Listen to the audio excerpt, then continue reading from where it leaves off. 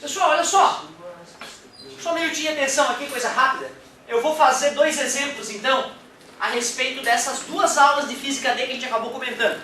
Uma aula de Física D, na verdade, ela nem fala da equação dos construtores de lentes, a equação de Halley.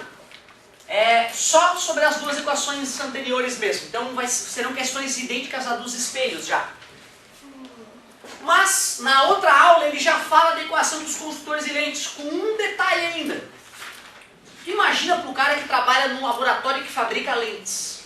Ele diariamente, né, hoje, claro, no computador o cara joga os dados no computador, o computador cospe instantaneamente a resposta.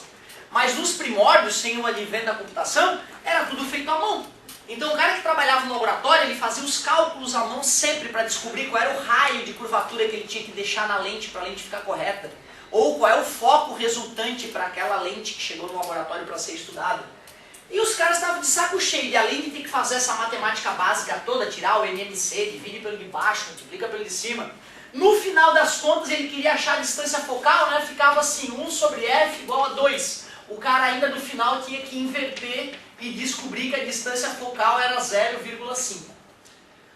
Só que eles começaram a perceber que ele poderia começar a raciocinar não com a distância focal, e sim com a resposta final mesmo, com o inverso da distância focal. Isso fez com que alguns estudiosos definissem uma nova grandeza, chamada de vergência. O que é a vergência de uma lente? Ou também chamado de convergência. Isso é o inverso do foco. Então, vergência é 1 sobre F. Só isso. Só mas que babaquice, porque eles não estavam usando o foco. Motivos do dia a dia, uma hora o cara se encheu o saco de ter que inverter o número e pensou, vou começar a pensar na vergência em vez do foco. Dá no mesmo. Aliás, tu até ganha um brinde quando tu trabalha com vergência. Já vou te mostrar qual é o brinde. Detalhe, qual é a unidade de vergência? A unidade de distância focal no sistema internacional é metro, não é isso? Então a vergência ficou 1 metro na menos 1. Só que metro na menos 1 é feio pra caramba. E aí a gente chama de dióptria. Dióptria. Certo? Ou seja, eu estou com 3 graus. Quando a galera fala, né? Eu tenho 3 graus de miopia. Na verdade é 3 dióptria. Aí a galera chama de grau no dia a dia. Então quando a gente fala do grau de um óculos, é na verdade metro na menos 1. É o dióptria. Certo? A unidade de vergência ou convergência. Quero saber do meu brinde, professor. Claro, meu querido.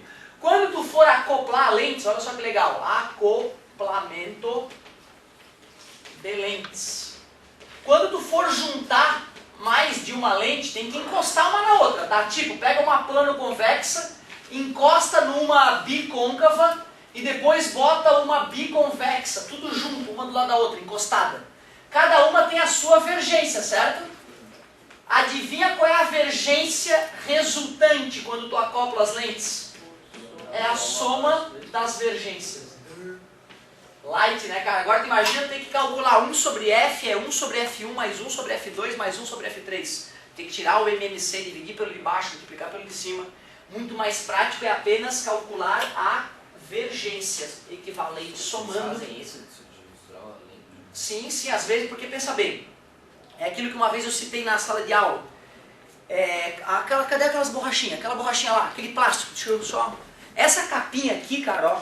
Se tu quiser fazer uma capinha dessa, tu vai gastar mais de 100 mil dólares. É absurdo, cara. Uma dessa custa mais de 100 mil dólares. Por quê? Porque o caro não é ela, é o molde onde tu vai injetar o plástico para fazer ela.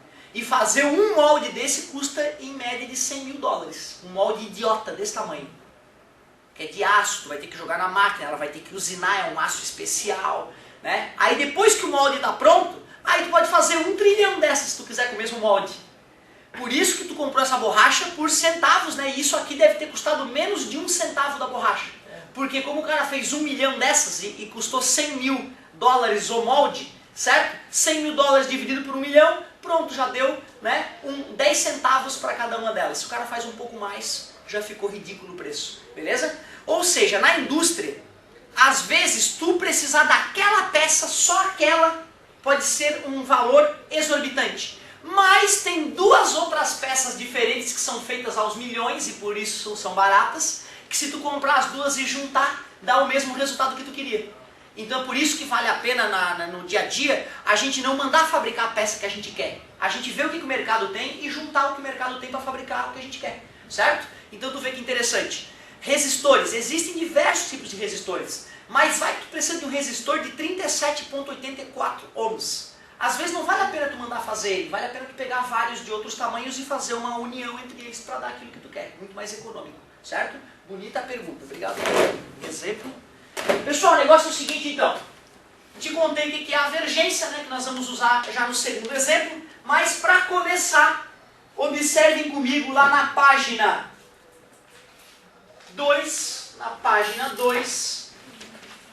estamos no volume 5, Física D. Vamos ver se a gente consegue fazer aqui no cantinho o exercício 1303. 1303, o segundo ali daquele começo.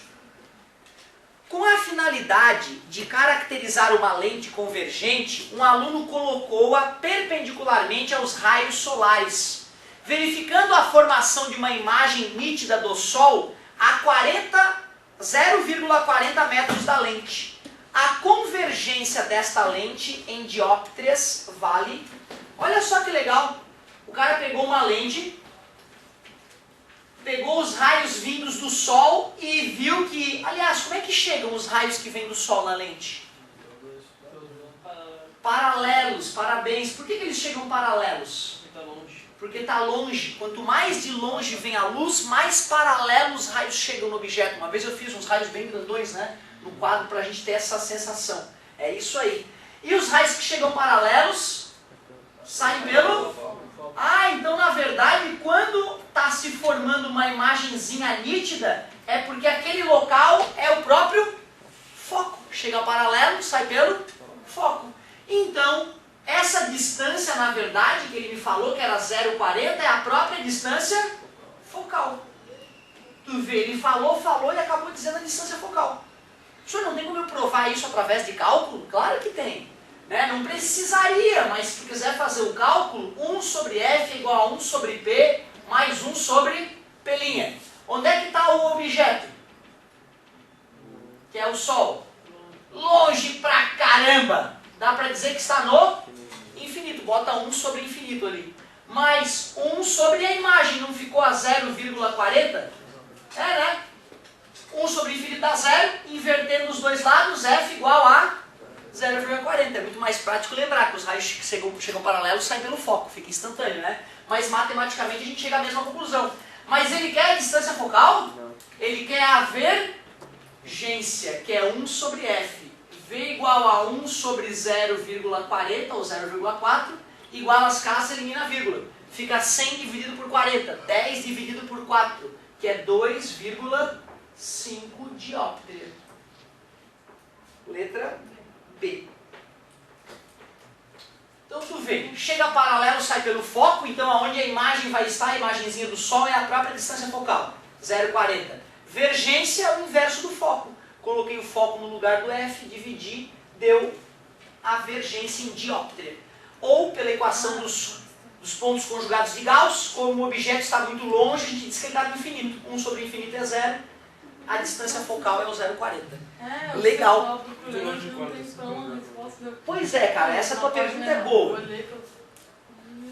Se nós fôssemos colocar a distância verdadeira, né, do Sol até a Terra, ficaria 1 dividido por esse número gigantesco, né? A luz demora 8 minutos, cerca de 8 minutos para ir do Sol até a Terra, certo? E andando 300 mil quilômetros por segundo, imagina, é um número absurdo. Aí agora imagina 1 dividido por esse número gigante, vai dar 0,0000, né? É irrisório, já é um número irrisório. Então, mesmo que eu colocasse o valor verdadeiro, a diferença do foco ia ser 0,3999999, só lá no final ia mudar. Né? Então, do ponto de vista prático, é 0,40. Certo? Bacana a pergunta. Vocês vão poder arriscar toda a página 2, certo? Mas eu ainda quero fazer um exemplo da equação dos construtores de lentes, que é lá na página 8. Então vai ser a página 2 e a página 8 que vocês vão riscar em seguida. Só deixa eu fazer um exemplo da página 8. Aí depois de alguns minutinhos eu já começo a corrigir alguns dessa parte sugerida. Chega paralelo, sai pelo foco, descobriu o foco, jogou na vergência, morreu.